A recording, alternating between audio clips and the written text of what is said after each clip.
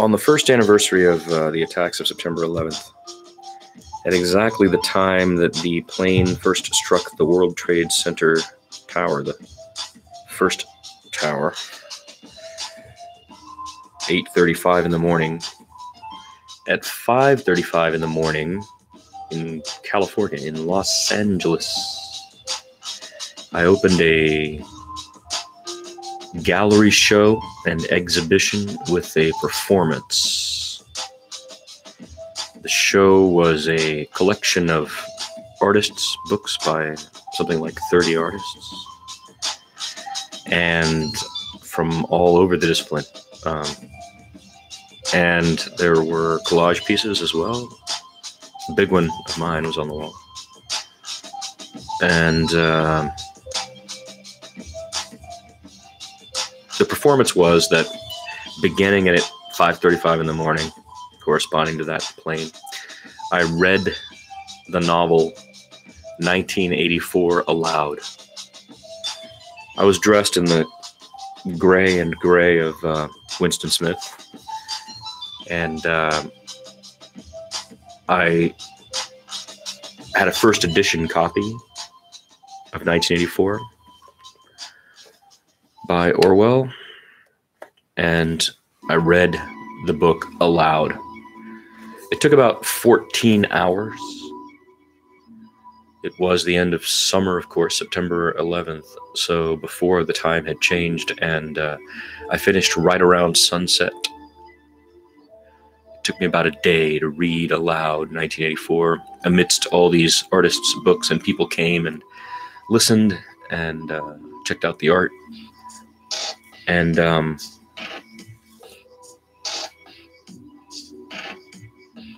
exhibition ran for 26 days.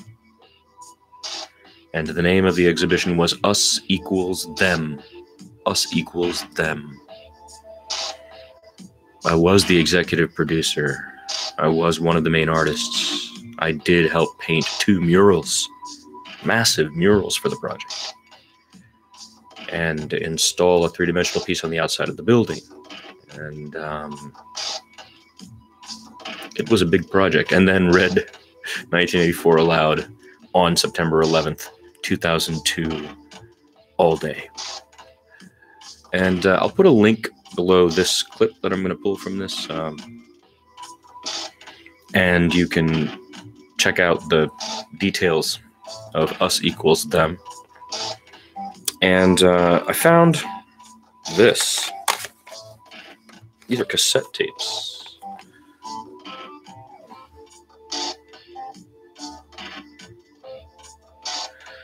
I had a tape recorder. Usually I always do have something like this around, so sometimes live on it. And I'll record things. Nowadays we've gone to digital, of course, but even in the digital era, having this thing around with a couple of batteries in it is useful for a journalist or for an artist or for anybody trying to collect sound, as I have done for many, many years. And I haven't listened to this since the day I taped it, I don't think.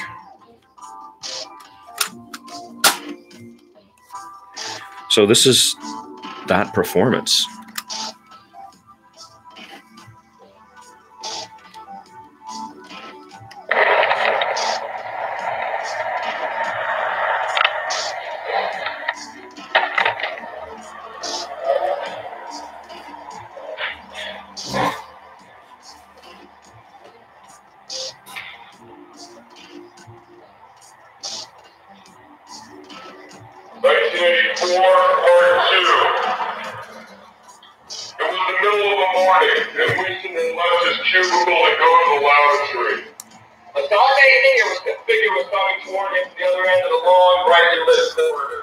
That sounded like part 2 to me. I think it sounds like I said part 2. So maybe this tape is in the wrong case. Oh, you know why that would make sense? When you're doing it on the fly, you're taking out the one that you're putting in and putting in the other. So it's literally the first time these have ever been opened since 2002, 17 years ago. 17 years ago. Time travel. You know, one thing about my middle perch on the internet, live is that time travel happens all the time. Like, it's a complete element of this space. That's why we start the show by saying it is, for example, today, Wednesday, February 5th in Asia, and Tuesday, February 4th, everywhere else. Although that's not totally true. You'd have to include Australia as well, right? And plus, I think I'm doing the dates wrong. Just making it worse. Time travel is possible. It's possible as a mental state, certainly. And I believe strongly, and my practice has been to encourage it by sending myself messages from the past, or planting things in the present for me to find.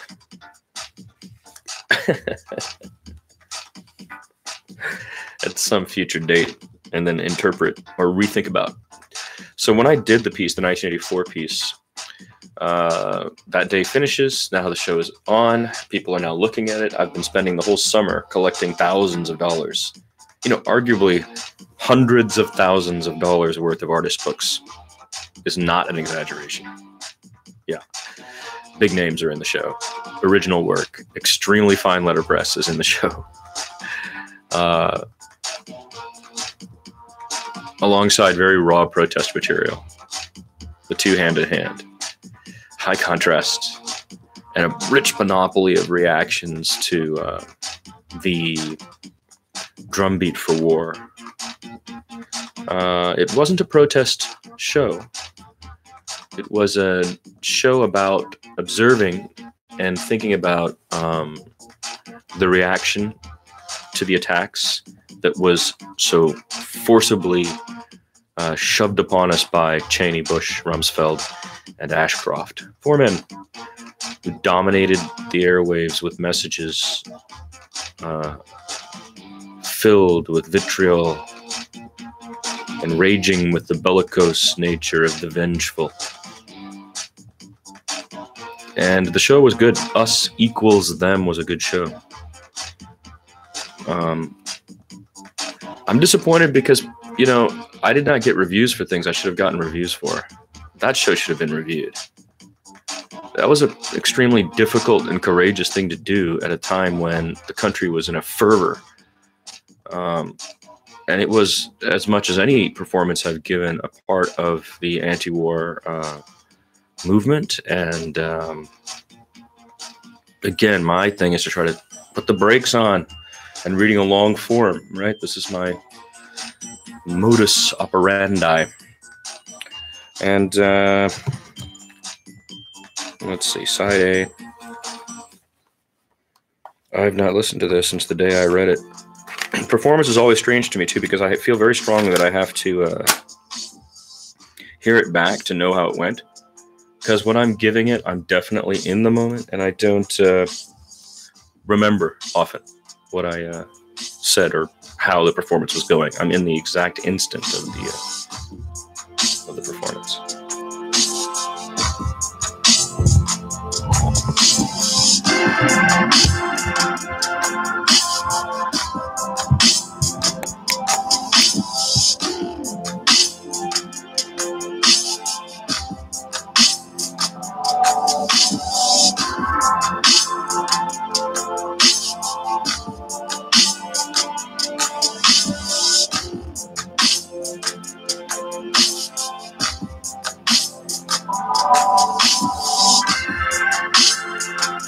Never said a word.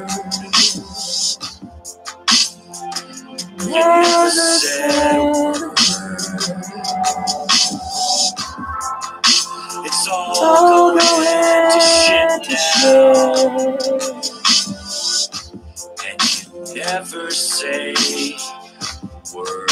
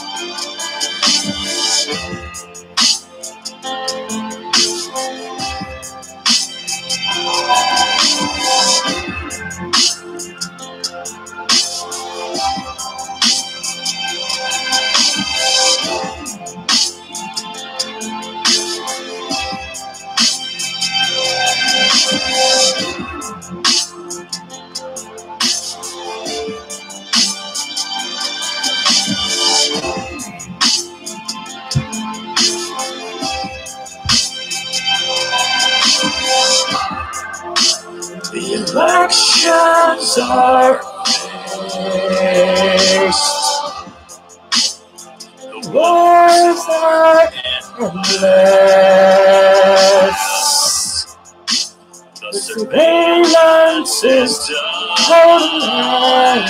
And you never say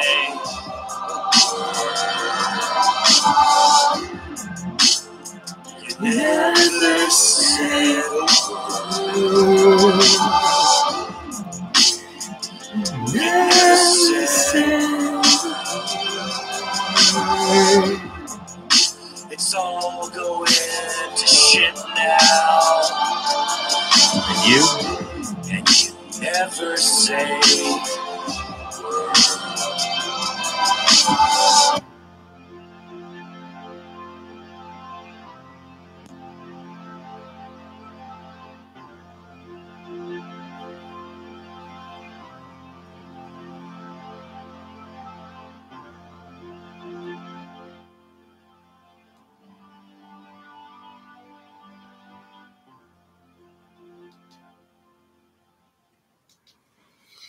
You Never Say a Word, the hit single by MTK. Just happened to come on right then. And a good example of what we were talking about a moment ago, how things should happen organically. And I'm trying to learn how to let them. It is the antithetical approach to scripting everything, which is what I did as a newsman on radio. And so cool stuff like that happens. That's what I'm hoping for. To return to the point, this is the 1984 reading from 9/11/2002 in Los Angeles that I've just found. And I'm trying to see if this is the beginning of that. 8. They had done it. They had done it at last. The room they were standing in was long-shaped and soft as this. The telescreen was getting to the lower. This car's going by. I read out front of the cafe that's attached to the galleries at the end. There was a cafe. So I'd walk out to the cafe and read. I would read inside the store. Inside the gallery and the bookstore. So that also is not the beginning. I have not had these memories in 17 years. Instantly, because the cue here is audio. My mind, right? Palace, the mind palace, as Sherlock, the new Sherlock says, is going, that audio instantly. It's, I remember that the morning that I think I might remember what that was, the vehicle. Even though it was in the instant of performance.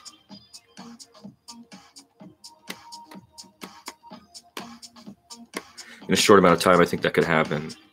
So for me, audio cues, smells like for many other people, but maybe less so in a way. Some visual cues. Stick with me and store memory. They're usable in that manner, right? So this is going to require a closer inspection using the headphones. What's amazing, I can actually plug these headphones into this, which is great. But us equals them. Us equals them.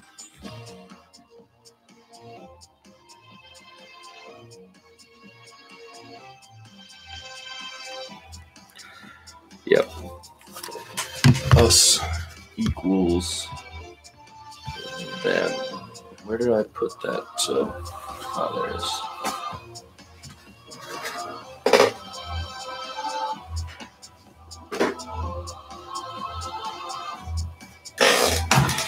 So there are some things in this book that have, or in this little compilation. This was the sticker from the. We made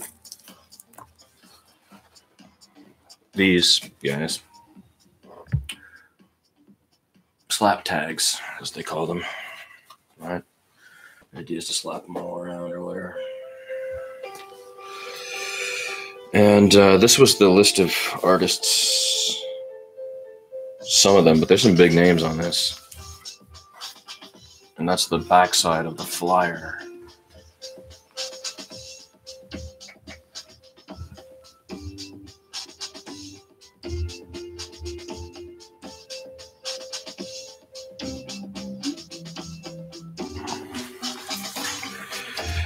And front side of the flyer was designed by a local designer.